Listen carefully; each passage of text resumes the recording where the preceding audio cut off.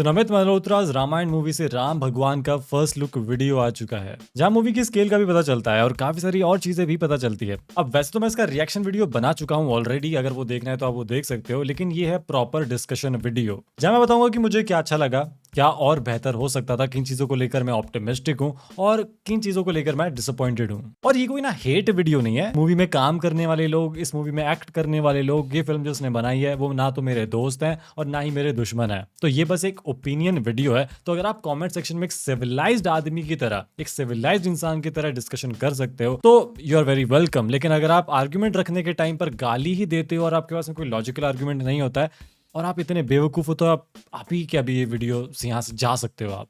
Anyway, पहले discuss करते हैं कि मुझे क्या चीजें अच्छी लगी। First of all, the music by Hans Zimmer and A R Rahman. देखो, मैं मान सकता हूं कि म्यूजिक लोगों को उतना अच्छा ना लगे क्योंकि मे बी वो ट्रेलर से उतना मैच नहीं कर रहा, मे बी ट्रेलर उतना वेल एडिटेड नहीं है। But I am telling you, theatre में ये म्यूजिक बहुत ज्यादा ओवरवेलमिंग होने वाला है क्योंकि स्टोरी में बहुत सारे ऐसे मोमेंट्स होने वाले हैं जिनको इस म्यूजिक से एलिवेट किया जा सकता है, ऑडियंस को बहुत ज्यादा इमोशनल किया जा सकता है। और जो इमोशंस ट्रिगर करने वाला म्यूजिक है ना, ये वही म्यूजिक है। आईमैक्स डॉल्बी थिएटर्स में तो एक्सपीरियंस बहुत ज्यादा शानदार हो सकता है and I trust Hans Zimmer and A R Rahman with this one. और जो एक म्यूजिक सुनने के बाद फील आ रही है कि हॉलीवुड में जो ग्रैंड फिल्म्स नहीं होती, जैसे कि अवतार है या फिर ग्लैडिएटर है या फिर लायन किंग है ना, उनमें कुछ ऐसा ही म्यूजिक होता है। दूसरी चीज जो मुझे अच्छी लगी वो है पुष्पक विमान। भाई ये लग रहा है कि हाँ कुछ ग्रैंड है। आई मीन ये मेनेसिंग नहीं लग रहा। ये लोग चाहते तो इसको मेनेसिंग दिखा सकते थे कि हाँ भाई जो रावण है बड़ा ही खतरनाक आदमी है और उससे रिलेटेड जो चीजें हैं वो भी कितनी खतरनाक है, पर ये थोड़ा रॉयल और मैजिकल रियलिज्म वाला लुक दे रहा है, विच इज ऑल्सो गुड। मैं यहाँ पर फिर भी स्केल को लेकर उतना खुश तो नहीं हूँ। मतलब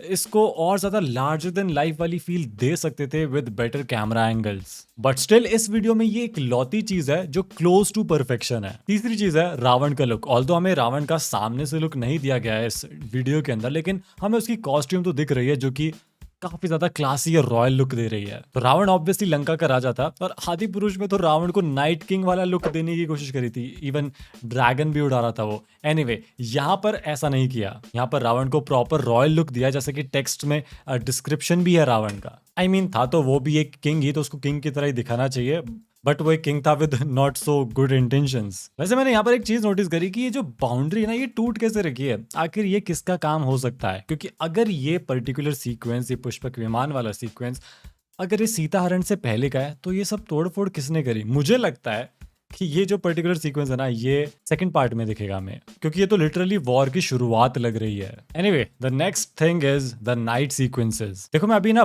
बजट को ध्यान में ना रखते हुए ये बात कर रहा हूँ, क्योंकि अगर मैं बजट को दिमाग में ले आऊंगा ना तो बहुत सारी कमियां फिर से निकल जाएंगी। लेकिन फिर भी बजट को साइड में रखकर कह रहा हूँ कि जो रात वाले सीन्स है ना, वो वेल लिट है। कुछ फिल्म्स में तो साफ दिख रहा है कि एक पर्टिकुलर जगह पर ही लाइट ग्लो कर रही है जहां पर डायरेक्टर चाहता है कि ऑडियंस का ध्यान हो। अब हो सकता है कि ये छोटी स्क्रीन पर ना उतना बढ़िया ना लगे, लेकिन आई एम श्योर कि ये बड़ी स्क्रीन पर, बड़े थिएटर में मैजिकल लगेगा। जो ये रथ वाला सीन है ना, जहां राम, लक्ष्मण और माँ सीता वनवास के लिए जाएंगे और सारी प्रजा उनको घेर कर रखी होगी और वो रो रही होगी राम भगवान के लिए, ये मोमेंट सैड होगा और सिनेमेटोग्राफी इस चीज को सपोर्ट कर रही है और ये दिखने में भी अच्छा लग रहा है। एनीवे, बात करते हैं उन चीजों की जो बेटर हो सकती थी या जिनको लेकर मैं डिसअपॉइंटेड हूँ। सबसे पहली चीज है द स्केल। अब मैं यहाँ पर वीएफएक्स सीजीआई की नहीं बल्कि ग्रैंड स्केल की बात कर रहा हूँ, जहाँ फ्रेम से पता चलना चाहिए कि कुछ ग्रैंड चल रहा है, ग्रैंड इवेंट हो रहा है, वो फील नहीं होता है। मतलब एक दो फ्रेम्स को साइड में रख दो, उनसे फील होता है, बाकी जो पूरा टीजर है उसमें ऐसा कहीं पर भी फील नहीं आता है। बहुत ही ज्यादा वाइड एंगल शॉट्स की वजह से ना वो स्केल शायद से फील ही नहीं हो पाई। फॉर एग्जांपल ये वाला सीन, यहाँ पर तो सारे लोग लिटरली स्ट्रेच्ड लग रहे हैं, मतलब उनके पैर ही खिंच गए, ऐसा लग रहा है कि फिश आई लेंस से इस सीन को रिकॉर्ड किया गया है। और स्केल दिखाने के लिए ना बड़ा बजट या फिर भयंकर सीजीआई नहीं चाहिए होता, बल्कि बेटर फ्रेमिंग चाहिए होती है। फॉर एग्जाम्पल, आप लोग ये सीन देखो अराइवल फिल्म का, यहाँ पर ये स्पेसशिप दिखाया गया है, ये कंप्लीटली सीजीआई सीन है, लेकिन इसको ग्रैंड फील देने के लिए, इसकी स्केल ऑडियंस को फील हो सके, इसके लिए डेनिस विलेनोव ने जितना हो सके पीछे से इसको शूट करके पूरा स्पेसशिप फ्रेम में दिखाने का ट्राई किया है और कंपेयर किया है उसको अर्थ के सरफेस से, और तब फील हुआ कि ओके, ये बहुत ही बड़ी चीज है जो अर्थ पर आ चुकी है और प्रोबेबली बहुत डेंजरस भी है। और यहाँ पर साउंड एडिटिंग भी बहुत अच्छा रोल करती है चीजों को ग्रैंड दिखाने में। वहीं इस टीजर के अंदर जो पुष्पक विमान वाला सीन है ना, सिर्फ वहीं पर जो स्केल है वो थोड़ी बहुत फील होती है। इसके अलावा तो जितने भी सीन्स है वहां पर एवरेज फ्रेमिंग और अनइवन लाइटिंग की वजह से कुछ खास सोल फील नहीं हो रही। अब आ जाते हैं वीएफएक्स और सीजीआई पे, मतलब एक लौती चीज जो टू द मार्क होनी चाहिए थी, बेस्ट होनी चाहिए थी, एक लौती चीज जो इंटरनेशनल ऑडियंस को बेची जा सकती थी, वही एवरेज निकली। और जितना इस फिल्म का बजट है, मतलब दोनों पार्ट मिलाकर 4,000 करोड़, एवरेज बोलना भी कॉम्प्लीमेंट होगा इस पॉइंट पे। आई मीन इतने सारे फ्रेम्स हैं जहां विजुअल्स इतने ज्यादा फेक लग रहे हैं। अब देखो, फिल्म आने में टाइम है, पॉलिशिंग हो जाएगी, ये हो जाएगा, वो हो जाएगा। एट दिस पॉइंट ये सब कुछ बस एक्सक्यूजेस लगते हैं। फिल्म की मार्केटिंग तुमको स्टार्ट करनी है, फिल्म इंटरनेशनल ऑडियंस को दिखानी है, टीजर इंटरनेशनल ऑडियंस को दिखाना है, उनको सेल करना है, और फिर ये कहना कि पोस्ट प्रोडक्शन बाकी है या फिर पॉलिशिंग और हो जाएगी, ये चीजें सेंस नहीं बनाती हैं। तो जो भी ऑडियंस ये आर्ग्यूमेंट रखने वाली है ना कि बहुत टाइम बाकी है, अभी ये कर सकते हैं, वो कर सकते हैं, ऐसा नहीं होता है। सब कुछ टीजर से पहले ही करना चाहिए था, या फिर एटलीस्ट टीजर में तो सब कुछ परफेक्ट होना चाहिए था। तभी तो जो पूरा इंटरनेशनल मार्केट है वो इस फिल्म की बात करेगा। तो मुझे समझ में नहीं आ रहा कि ये कहाँ से एक स्मार्ट मूव है। तो देखो, अब तक हम ना मतलब इंडियन फिल्म्स को हॉलीवुड फिल्म से कंपेयर नहीं कर सकते थे। हमेशा ये कहते थे कि यार उन फिल्म्स का बजट तो 10 गुना 20 गुना ज्यादा होता है। एटलीस्ट सीजीआई वाले डिपार्टमेंट में तो बिल्कुल कंपेयर नहीं कर सकते थे, स्टोरी टेलिंग तो अलग बात है। लेकिन आज हम इस फिल्म को कंपेयर कर सकते हैं, और मैं सीधे सीधे कंपेरिजन करूंगा ड्यून से। तो जो ड्यून के तीनों पार्ट्स है ना, वो 4500 करोड़ में बने हैं,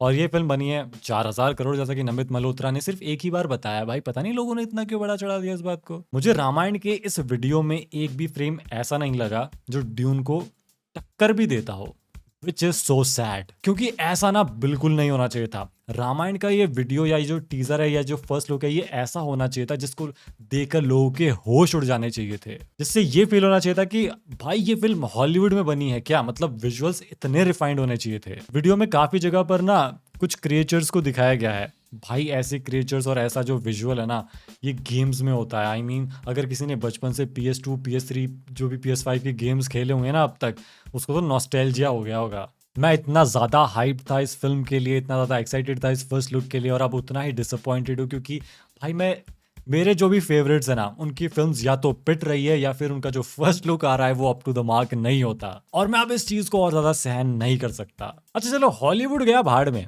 हाँ ठीक है, वो देसी चीज़ नहीं है, हमारा इंडियन सिनेमा है देसी, तो हम इस फिल्म को इंडियन सिनेमा से ही कंपेयर कर लेते हैं। तो हाल ही में कल की 2898 AD आई थी। अब उसमें रामायण तो नहीं है, लेकिन उसमें महाभारत की सीन जरूर दिखाए गए हैं। Let me be very honest, उन सीन्स की जो स्केल है, उन सीन्स की जो रिफाइनमेंट है, इस टीजर से कई ज्यादा बेटर थी। जबकि उस फिल्म का बजट तो प्रेजेंट टाइम वाले सीन्स में ही चला गया होगा, बट स्टिल जो फ्लैशबैक्स दिखाए गए थे वो कितने स्मूथ थे यार। और वाराणसी मूवी का जो ग्लिम्स आया था, उसमें भी रामायण के वॉर का सीन है। नाउ लुक एट दिस, ऐसे दिखाते हैं स्केल। मेरे ख्याल से इंडियन सिनेमा में सिर्फ एक राजामौली है फिलहाल जिनको पता है कि ग्रैंड चीजों को स्क्रीन पर कैसे लाना है, कैसे दिखाना है, कैसे प्रेजेंट करना है। ये सीन कंप्लीटली सीजीआई है, ये कंप्लीटली कंप्यूटर से रेंडर किया गया है, यहाँ पर कुछ भी रियल नहीं है, लेकिन ये कितना कूल लगता है। और रामायण के इस वीडियो के अंदर 2-3 फ्रेम्स ही होंगे जो इस तरीके से वेल लिट होंगे, बाकी तो मैं आपको बता ही चुका हूँ। अब आ जाते हैं रणबीर कपूर पे। तो देखो, मैं इस कास्टिंग को लेकर हमेशा से डाउट में था। मैं रणबीर कपूर की एक्टिंग पे डाउट नहीं करता हूँ। मेरा कंसर्न ये था कि स्टोरी में इस टाइम पर राम भगवान की एज बहुत कम है, मतलब वो 20s में है अपने, और रणबीर कपूर की एज डबल है, तो वो कैसे फिट बैठते हैं इस रोल के अंदर।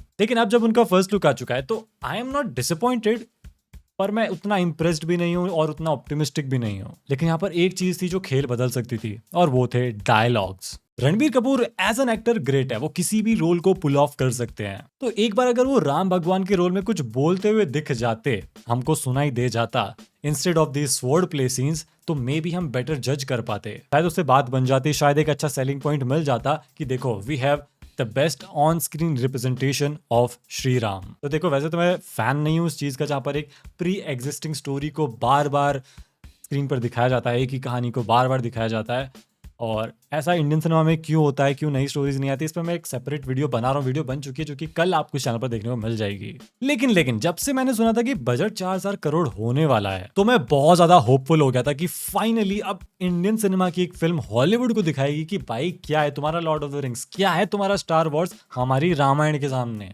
ये बिग लीग्स में खेलने वाली बात थी, लेकिन ये वीडियो देखने के बाद तो but I am still hopeful कि कोई चमत्कार हो जाए और दिवाली पे जब हम लोग स्क्रीन पर ये विटनेस करें तो ये once in a century experience हो, कुछ ऐसा हो जो इंटरनेशनल सिनेमा के लिए बेंचमार्क सेट करे in terms of scaling, in terms of film making and in terms of story telling. Anyway, आप लोगों के क्या विचार है इस फर्स्ट लुक वीडियो पे कमेंट सेक्शन में जरूर बताना। आप लोग मुझसे कहाँ एग्री करते हो, कहाँ एग्री नहीं करते, आपकी क्या ऑब्जर्वेशन है, वो सब कुछ भी अपन अच्छे से डिस्कस कर सकते हैं। और हाँ, वीडियो चलेगी तो लाइक और शेयर कर देना और मैं आपको मिलूंगा अगली वीडियो में।